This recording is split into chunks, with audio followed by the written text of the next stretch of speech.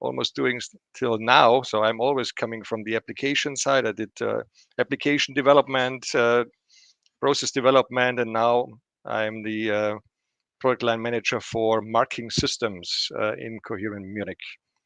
And Markus will also introduce himself. Welcome from my side too.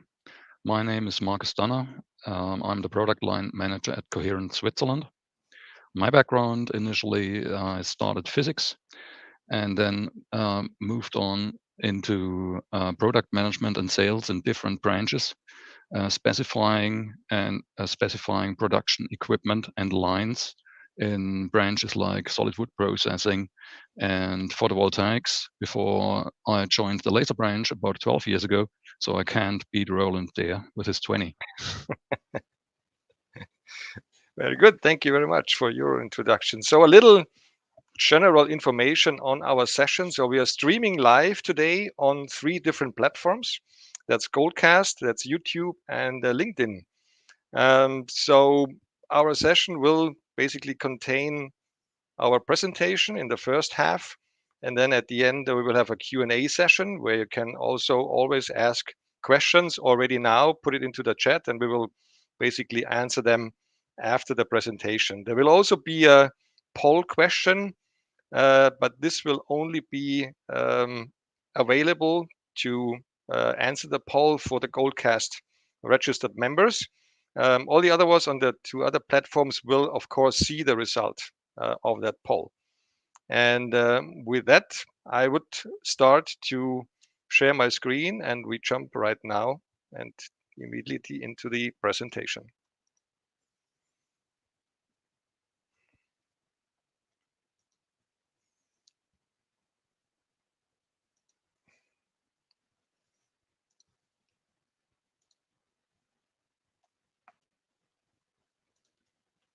So you should see my screen now. So today's session is about in-process laser weld monitoring, mastering your weld quality, because we will mainly talk about welding. And I will start the presentation, and then roughly in the middle, I will hand over to Markus to finish with some applications on different welding processes. So first of all, little introduction on the outline of the presentation. After a short introduction, what we are talking about here and what the goal basically of process monitoring is, I will show you what we actually can offer with our SmartSense Plus diode-based process monitoring. And we will jump into process monitoring application for laser metal welding. We will basically divide the applications into high power application and medium to low power application. Typically, we make the cut at around 1 kilowatt. Below 1 kilowatt is typically called a micro application. Above 1 kilowatt is typically called a macro welding application. And then we'll summarize the whole presentation at the end, of course. So little introduction. Of course, every laser manufacturer, every manufacturer of a system like we are in Coherent, we of course try to build a system to the highest possible standards in order to give you a very good processing tool for highest possible productivity and uptimes and yields. But we all know that Murphy's Law exists, and I'm not quoting directly, but I can say issues will happen. There is possibility of degradation of components. There could be a pollution of optics, contamination of optics due to the process. There could be material issues, for example, the wrong material batch, not the right composition anymore, part accuracy not being precise enough. And of course, there could be operator errors for part misplacement on the tool, and those issues will happen. So the goal, of course, of everybody is that to notice those issues as early as possible. Otherwise, they will go downstream in the process flow and basically cause more costs and more problems down the road.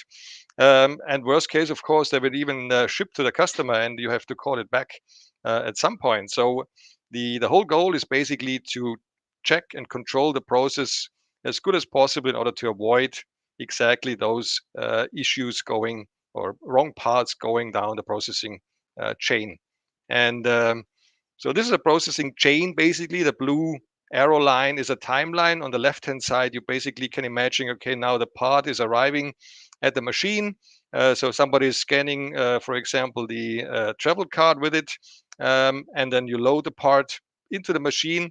And the first process control is typically covered nowadays by vision. So we check, okay, is the part in the right position? Do we have to move the object that needs to be lasered? Is it actually the right part? Because we can also do a validation check. And after the process, same thing can happen. You always can use a camera in order to check maybe the marking or to check the weld quality. But of course, also you can do something while the process is happening in order to get an immediate feedback after the weld. Was it okay or was it not okay? And this is basically what we will talk about today. So what we propose here and what we want to present here is based on diode-based monitoring, but can also include acoustic monitoring, which is our SmartSense Plus solution that we can add to many different lasers in our portfolio. And so what is it? Diode-based in-process monitoring called SmartSense. It's a monitoring optics. Basically, we catch the process light that's happening while you do a welding, while you do an ablation type process. So we basically catch that light and guide it onto a fiber into a detection box. And there we will split it up into 3 detectors. One will cover the visible range, one will cover the laser wavelengths, typically around 1 micron, and one will cover something like a relative temperature range between 1200 and 1700 nanometers. We can also combine our detector box with acoustic sensors, for example, for airborne microphones or contact microphones. If you want to listen, for example, to the part while it's welding, it could be quite interesting to also listen to it after the weld in the cool down phase, because you might hear the cracking also going on with the acoustic sensor. And then, of course, we want to decide basically on those signals we are collecting, was it a okay process or a not okay process? And what the whole goal basically in our determination is that we get an immediate feedback in our tool that is divided into 2 stages. So what you can do for okay, not okay process labeling is using the pathway. So basically you um, record a couple of good welds, let's say 10, 20 welds in this case, and then the pathway will basically be determined by the lower level and by the upper level. For example, in this image on the right hand side, the red curve is the upper level and the blue curve is the lower level. So if the next one, like the white curve, is right in between, we can call it a good process. But of course, if it's violating that pathway a lot, it will basically come back with a not okay process. Then it would be interesting to learn or to see why it was not okay. And for this second stage, we can use a classification method using AI, using machine learning, so we can train certain failure modes, and they will be basically considered and evaluated and given back to the operator with a certain percentage level of probability. So basically, one is telling okay, not okay immediately after the process, and what the second stage is basically telling okay, if it was not okay, it could be that typical trained issue with a certain probability. So that's what we can do in our software, because software is a really important part of our complete SmartSense solution, which of course contains hardware and software. And in this software, you've got different settings. This is showing the engineering mode. So this is basically for the process developer in order to set up the process, and you can train your pathway components basically here. You can get a result here, but you can also train your machine learning here. And later on, Markus will show you the production mode, which is then available for the operator in order to see what's going on a specific part. And yeah, software is really important for that kind of process monitoring and has to be really fast in order to give a feedback as soon as possible after the weld. So I wanted to say SmartSense is really flexible because it's our own development. So we can change components, not only electrical, but also optical components quite easily. As I've shown on the first page, we can go up to 5 megahertz sampling rate, which is really high. Mainly not necessary for welding, but really interesting, especially for short pulse applications with nanosecond lasers and picosecond lasers as well. So, of course, we've got applications where we connect this optical sensor interface with a fiber that looks through the galvo head onto the part, and that basically collects the information and the light going backwards. We connect this to a 10-watt infrared picosecond laser. We connected it also to a 20-watt UV nanosecond laser for some ablation and cleaning applications. And of course, we can connect it to a 10 kilowatt, so 10 orders of magnitude higher laser power, for example, with a CW arm laser beam path here at the end of this beam path. So we are really flexible in terms of wavelength and power levels that we can work with. So what are typical welding issues? This is typically what we see when we talk to customers and evaluate possible issues. Of course, gap can always be a problem. The gap can be horizontal or vertical, depending on the part fix. But of course, this will influence your welding quality for sure. Too low, too high laser power.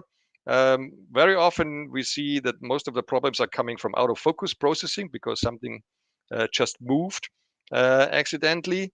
Also no shielding gas, because either the shielding gas bottle could be empty or somebody has accidentally moved the shielding gas nozzle, so it's blowing into the wrong direction. Surface contamination, we will for sure see in the beginning. Dirty cover glass is something we are asked to determine basically during the process. And of course also wrong welding materials, either they're upside down on the sandwich welding, or they're just made of the wrong material. And just a little introduction, that's a setup we have shown at various exhibitions throughout the last years. So this is just showing basically the influence of a gap, and of course 2 different gap heights on our signals and our evaluation, basically using AI. So what you see here is the sandwich structure. So you've got 3 metal sheets. You've got stainless steel, and in the middle sheet we basically placed some cutouts. So depending on the position where you're welding on the top sheet, you either hit full material if you, for example, weld in this range, or if you move over and you hit the gap, then of course you weld through a gap. And by variation of this middle sheet in 100 and 200 micron thicknesses, so this is 4 thou and 8 thou thickness, we can basically have 3 different states that we can determine. So we've got the no gap stage, which is that of course giving a good weld, and of course we've got the stage where we have a gap in between, and you can see it's already causing problems, a void in here, a sagging of the weld, and this is of course not the state we want to have, and this already happened here at a 100 micron gap. So this is what we want to have, no gap. Of course, this is the desired process, but of course we will determine also the other ones. So the setup was using an ExactWeld 430 machine, where you can see that the optical sensor interface here is connected to a complete galvo head beam path. We've got the camera in here, we've got the laser coming at this position, and then we basically get back all the light through the whole setup onto our fiber and into the detector box. So that's the setup of this welding trial. So we determined and collected the signals. So this is the no gap signal. This is something we want to have. And it's not quite obvious. This is the 100 micron gap, so not much difference to the human eye. But of course, as you can see, it's already red. So the machine evaluation, the software already determined, okay, this is deviating heavily from our no gap condition. So what we did, basically, we learned and trained these 3 conditions, no gap, 100 micron gap, and 200 micron gap, through our AI machine learning algorithms, and only on 4 samples.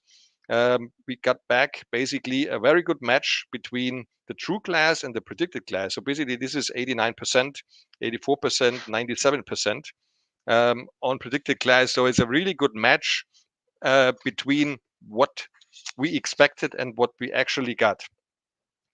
And then I'm just going to show you how that looks like in our machine. So this is the display of the machine. So we move to a certain position on this sheet setup. We welded a centimeter long, and immediately after that, basically the result came back. Okay, this is a 100 micron gap with a certain probability. And of course, the higher the probability, the larger this ring is filled. But of course, it's red because it's determining a gap, because we want to have a green no gap issue. So basically, this shows immediately that we could train 3 conditions with only 4 samples and get to a good quality result after the evaluation. So that was my little introduction to that. I'm going to stop sharing now and basically hand over to Markus to guide you through some more applications, starting, of course, with a higher power level. And I'm stop sharing. Now you're off. Thanks, Roland. And I'll share my screen. Just a second.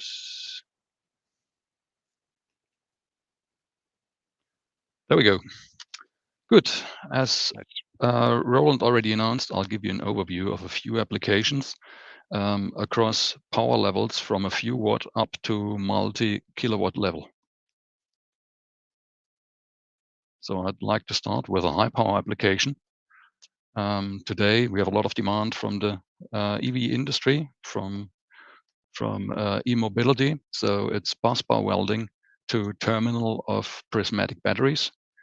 So this requires welding of about 2 millimeter aluminum bus bars on top of another aluminum contact, and these are welded with a Coherent highlight FL arm laser, the articulated ring mode, where the power level in the core and the ring can be modulated individually. So welding this, it's you see welding depth is about 2.5 to 3 millimeters.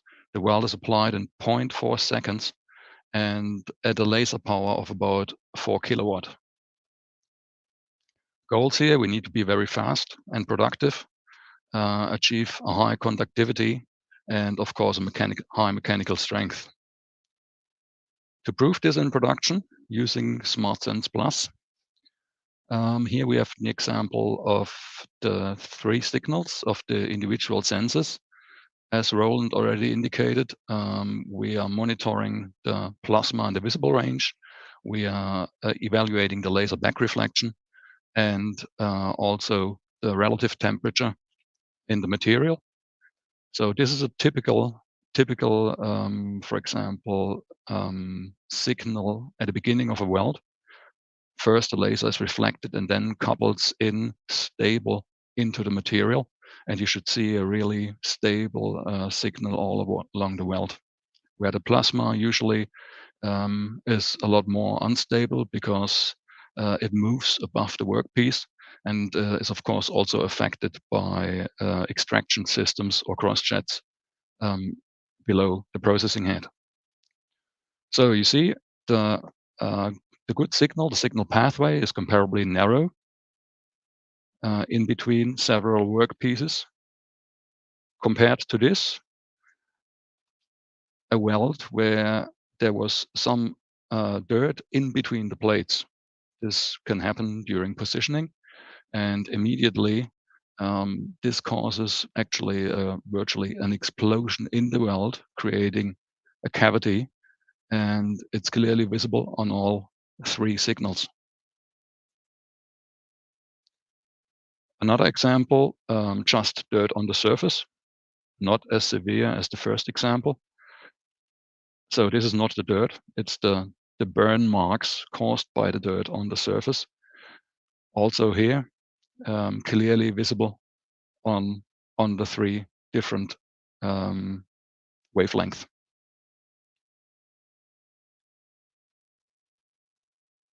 So the next few application examples are all in lower power ranges, so below 1 kilowatt, micro applications as Roland called them. And it's another example from battery manufacturing. Here, welding of tab to tab. So these tabs here are 0.3 millimeter thick. So we need a very stable penetration depth in order not to damage the lower layer.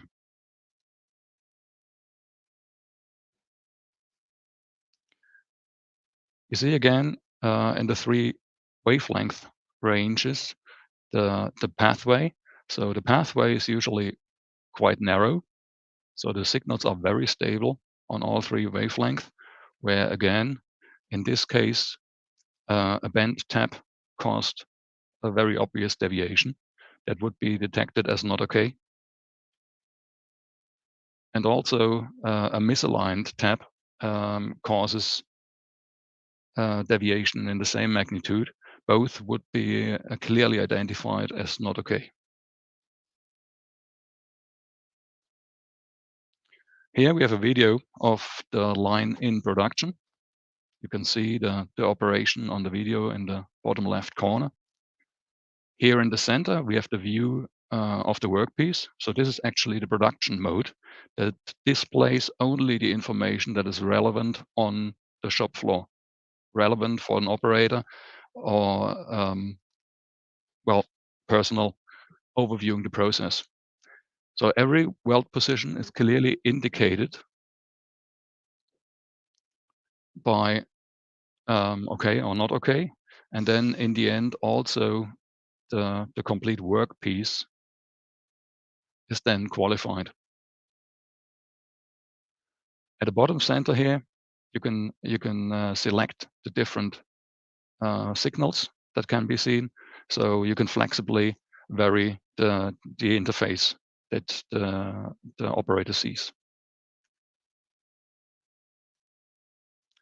Another example for a micro application is welding of razor blades. So we have very thin stainless steel blades that need to be welded with individual spots at a laser power of only 80 watts to the supporting base material.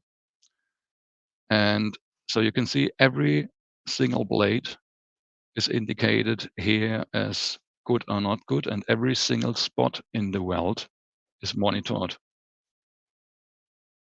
Again, we see all the individual steps and the complete result of the workpiece here. This actually needs a very high sensitivity of the system at those low power levels with very low noise levels to be able to clearly identify a good or not good weld.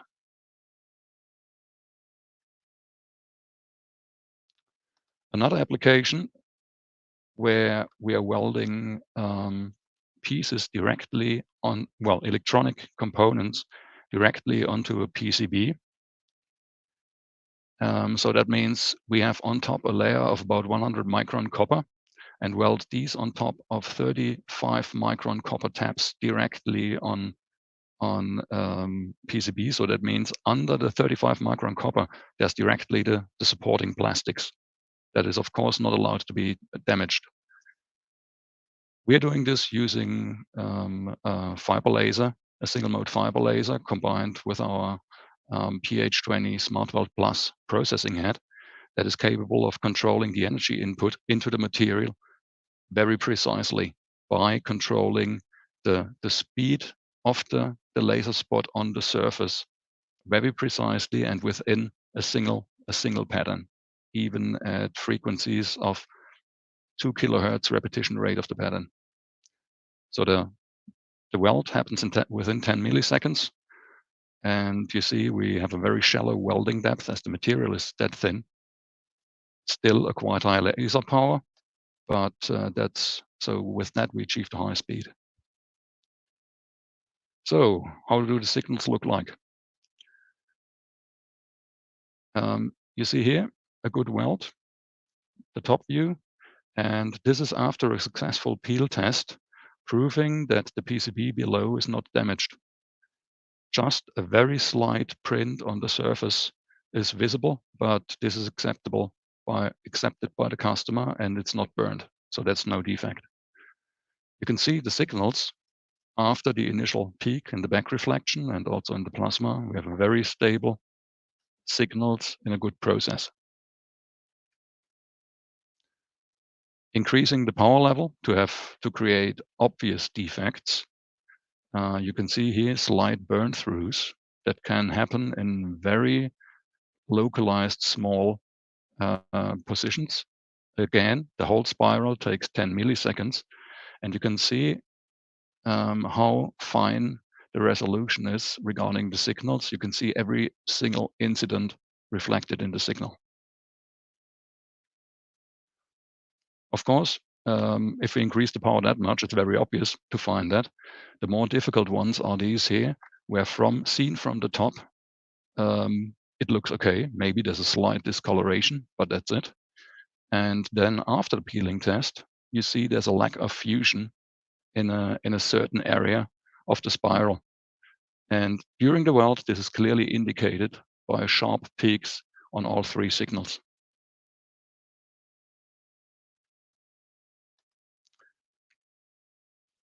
Oh, sorry for that. Process optimization. Roland earlier introduced the engineering mode, and you saw the production mode in the videos of the different applications and production lines. Based on the engineering mode that Roland introduced, that shows the details of the measurements, it's possible to optimize processes, because based on the signals, you can clearly identify whether the laser coupled stable into the material or not. So that means you can determine exactly the point where the process becomes stable at the minimum energy input that is required, which is very important to minimize the heat affected zone and the heat input in the complete workpiece. So here in this case, we welded also with an arm laser with different profiles in ring and core. And this was the starting situation here. And the result was, in the laser back reflection, a very unstable signal. So the process was not stable. Then optimizing the profiles, coming up with completely individual profiles for ring and core and different timing in the modulation. We achieved a comparably stable signal in the laser back reflection and achieved a very nice weld in actually copper foil stacks. So these can be foil stacks of up to 50, might be 100. There's a huge variation in the market what is required. Today, it's about 30, 32 foils. Some manufacturers are targeting a lot more. And this is an example where we proved that we can reliably weld the foil stacks. So here, just a spot. In other cases, a unique approach with the PH20 SmartWeld Plus, welding the complete edge of the foil stack. So process optimization, for process optimization, it's a very useful tool in R&D labs and R&D departments too. So I come to the end of the presentation. I hope the application examples were interesting for you. So the summary, here we have, thanks to the process monitoring, issues are detected before they cause additional cost down the production chain, as Roland already indicated. And doing so, SmartSense Plus can cover a large variety of welding processes, ranging from nearly zero to a multi-kilowatt level. And then, based on the excellent sensitivity and the clear signals and minimum noise levels, on top, in combination with the high sampling rates, SmartSense Plus is also suitable for laser marking, cleaning, or structuring processes based on ultra-short pulse lasers.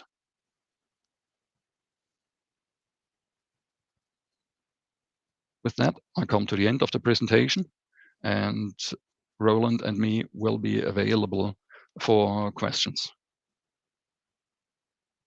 Thank you, Markus. So before we go into all the questions and then trying to answer all of them, so thank you very much for all the questions that have been put into the chat. We want to do just one quick poll basically with you, especially, of course, the Goldcast attendees. And you have to go to the Go to Polls tab on the bottom left side in order to participate in that. So the question basically for that poll is, do you consider process monitoring as an important aspect for future laser systems? And we can see already a strong indication that, even considering the maybes, that this is very important topic.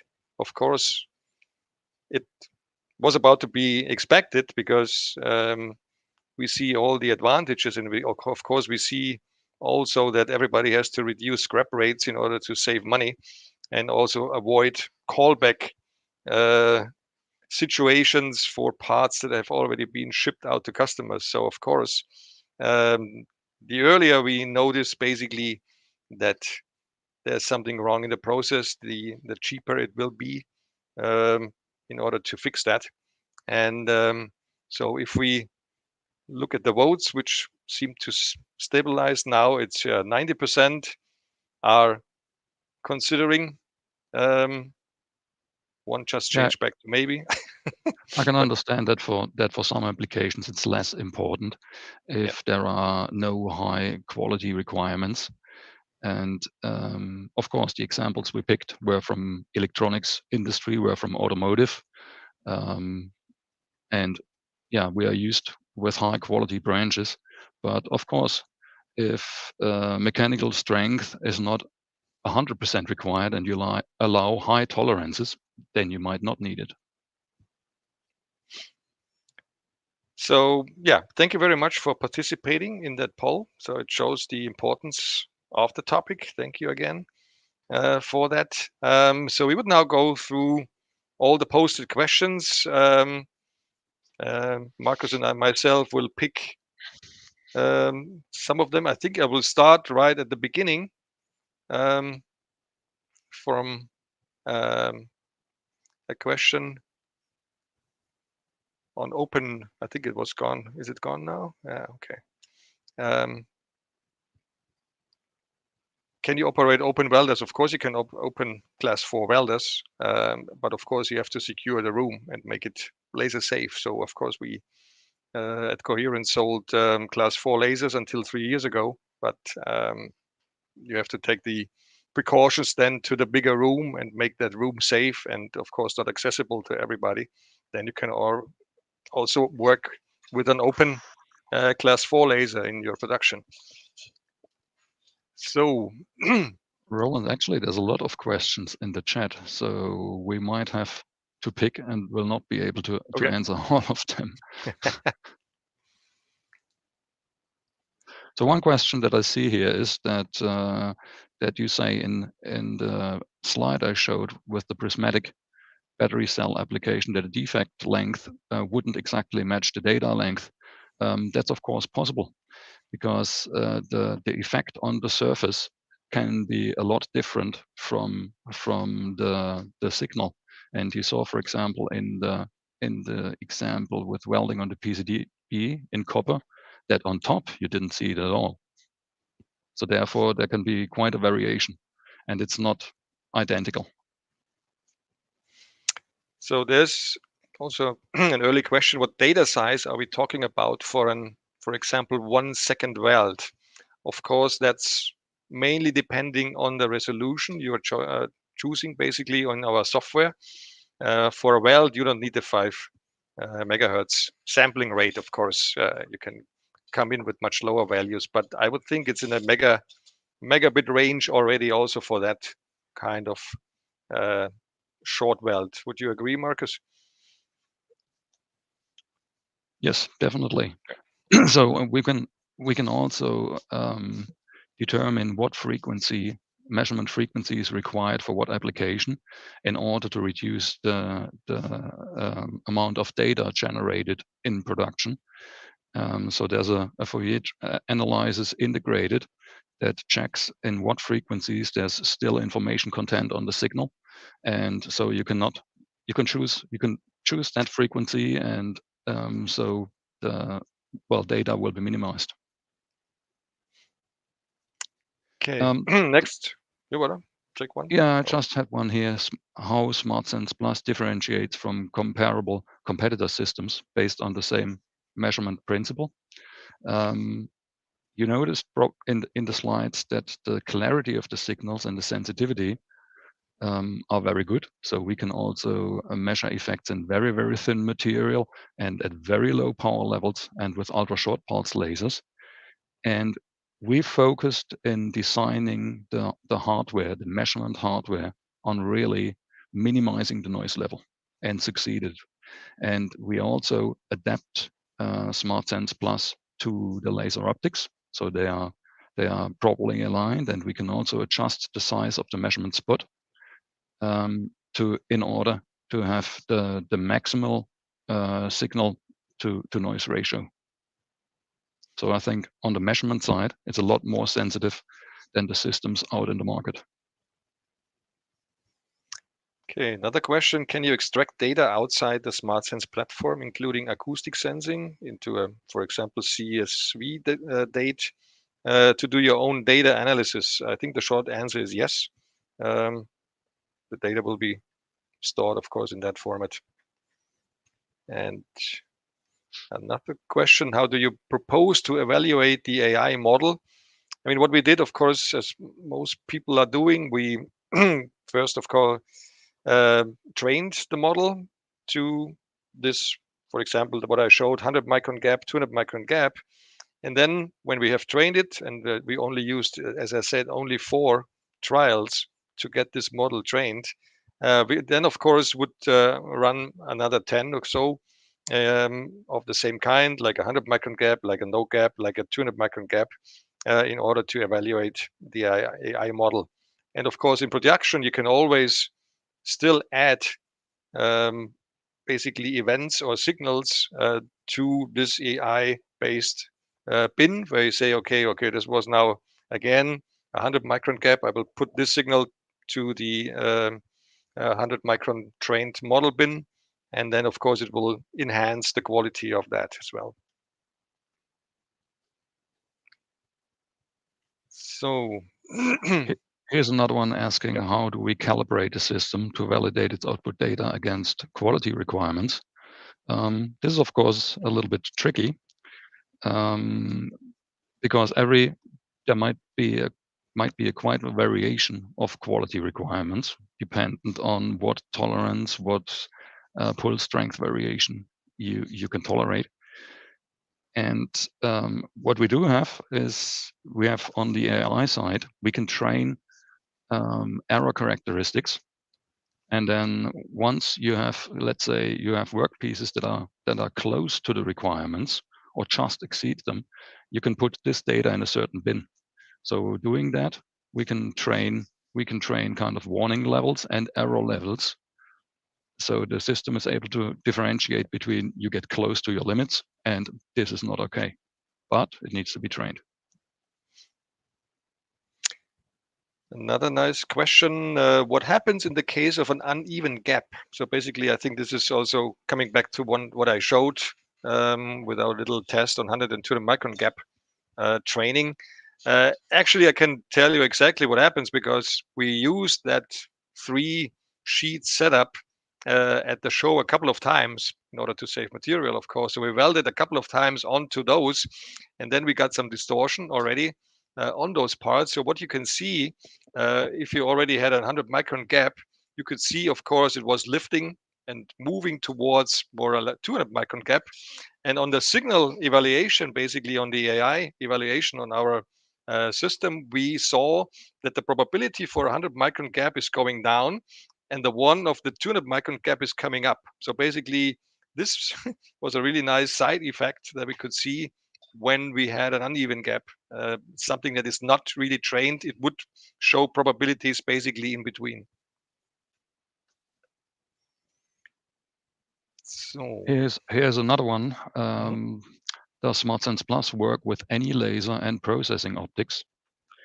Right now, we focus on coherent systems and optics, but there are systems where that could include a coherent laser and the process optics of a different manufacturer, and there's the request of SmartSense. So we will try to accommodate that. We cannot do it with any optics, because one question, of course, is what are the codings of the mirrors used in the heads? So what signals actually reach SmartSense Plus?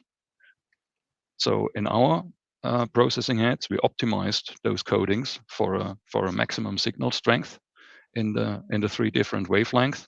Of course, working with other processing heads, we can only test that and see whether we can work with the signals.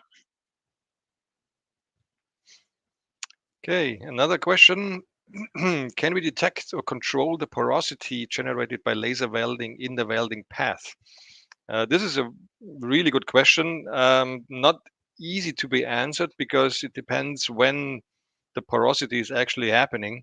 Is it happening while we still see some light? So exactly when the process is happening, is it happening afterwards in the cool down phase? Due to some cracks, then we would not see it. But most of the times, I think we can see the porosity, and we have also videos on that. But typically, of course, this needs to be tested, right, Markus? Yes, definitely. Yeah. I have another one comparison to OCT. OCT, of course, gives a measurement of the penetration depth during the process. Kind of measurement, because the data, the individual data points, they have a standard deviation. And once it comes to very thin materials, for example, the PCB welding that I showed, the standard deviation is in the range of 50 to 100 microns, dependent on the systems. And so they lack the resolution in very thin material to give a clear indication. So that's a difference there. We, on the other hand, we can of course not give a measurement of the depth, but we'll see the effects during the process that cause a deviation of the penetration depth and will indicate any deviation from the stable process. So it's not a quantitative measurement, yes, but we will definitely see any deviation. Okay, there's another one. You mainly showed welding and mentioned ablation type applications. How about cutting? Yeah, that's an interesting topic. We didn't really show results on that, but of course, in cutting, we also can see some very nice application areas, especially for through cut detection with that kind of technology. So if we are looking at the laser back reflection, we can determine if we actually cut through, or if we get a lot of reflection, of course, we know we are not cutting through. So this is important for some areas. It basically needs a different setting of our software, because what we have shown so far is basically collecting data and giving you a result afterwards. For typical cutting applications, the cutting path might be quite different. You might not be able to train it, so you need a different approach basically in order to look for the level of your signals and determine a threshold. If it exceeds that level, then you might stop your process at some point, or get a warning to the operator, or just print out a report at some point. So this is something that's quite interesting as well.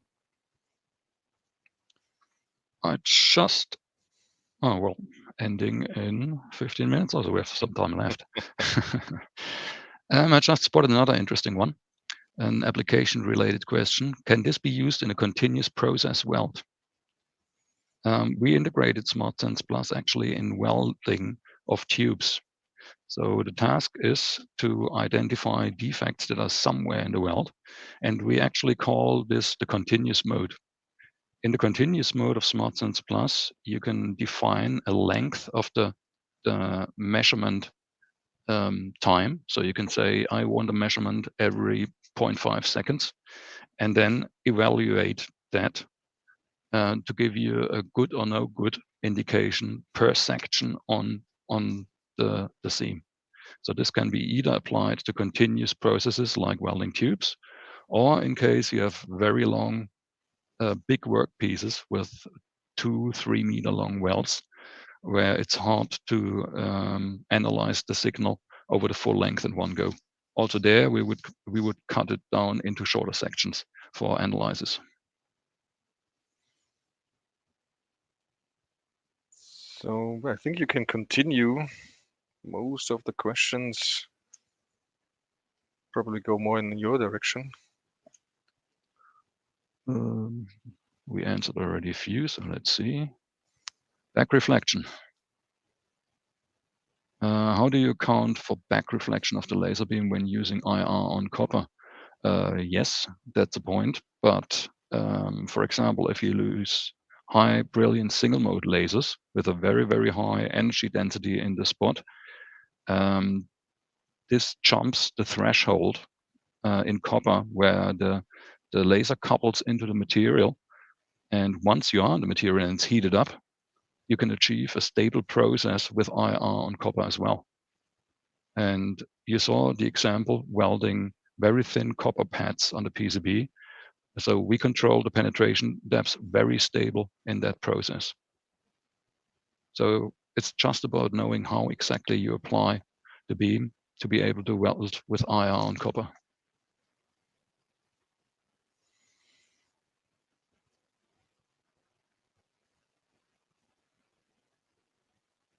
So,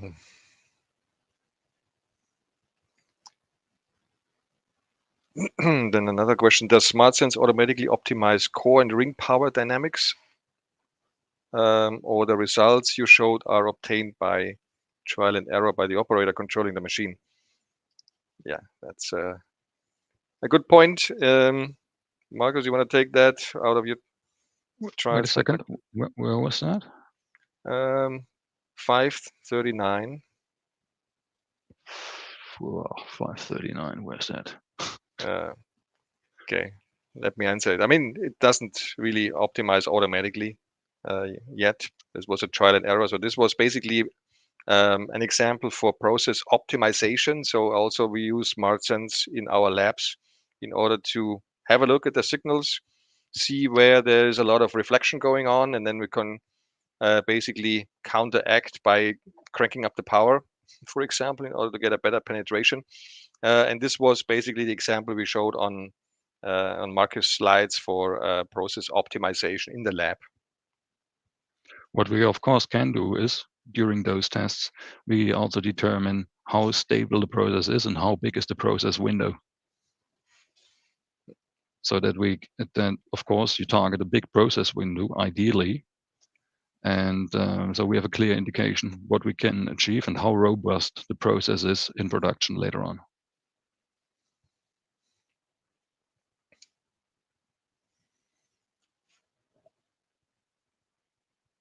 Yeah, monitoring system has to monitor Coherent laser products or could scale to other main laser competitors. That's also, of course, a nice question. At the moment, we limit it basically to our own Coherent laser sources and setups.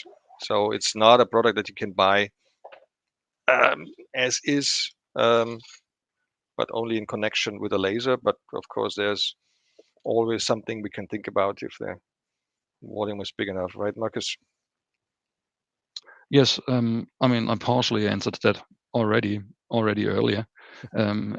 If you just use it and want to combine it with whatever system there is with a laser you need an interface. You need a mechanical interface and an optical interface. As I said, optical interface is important to make sure that you have enough signal strength in the important wavelength.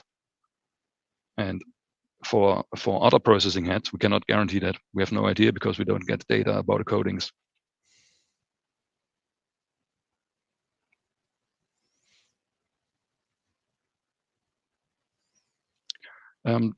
There's another one regarding the AI. To give a few more details how it works. Any AI works only as good as it's trained. So if you want to classify errors, of course, you need examples. So initially, you might start welding and you have errors that happen only very seldomly. So you start to teach the system with the good work pieces, of course. And once you have an error, you can pick this data set and assign it to a certain class for AI, depending on how many error classes you want to generate. It might be that it takes you another 2,000 work pieces before the error happens again. So still, you have to pick this and assign it to the class. And that, if you want to, let's say, classify 5 errors, in the beginning, you need to do some sorting and enable the AI to pick up the characteristics of that error class. And so over time, it improves with the classification result.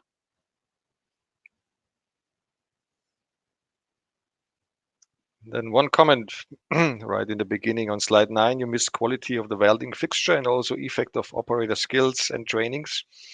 Yeah, this is right. Thank you very much for that. But basically, it will also be ending up in another error. So basically, if the fixture is not right, you will either get a gap or a wrong positioning, out of focus working positioning.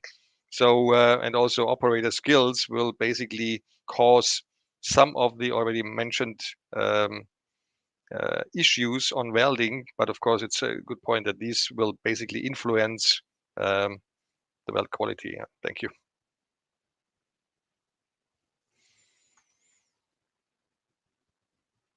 Cutting already. Does this work for keyhole as well as conduction welds? I just came across the same one. Yeah. You want me to answer? Yeah, please. Yes, it works for both. Of course, it's a completely different process and the characteristics and the signals look somewhat different, but it works for both processes. Yeah. Cost of the system, of course. We can always talk about offline, go through your application. We will not cover that at this point. And I think we covered all of the questions, right? I think so. Acoustic sensing. Then I would say there are no more questions coming in. Then I would say thank you very much for participating. Of course, you can always watch the Amplify session again. It's recorded. And yeah, thank you very much for participating tonight. Hope to see you next time, maybe with a different topic. Thank you very much from my side too. Also for your interest reflected by the huge number of questions. Thanks. And of course, the poll, which showed, okay, we are on the right track. We have to continue to put more process monitoring capabilities onto our tools. Thank you very much. Then we will close the session, 5 minutes to an hour length. Thank you very much. Thanks again.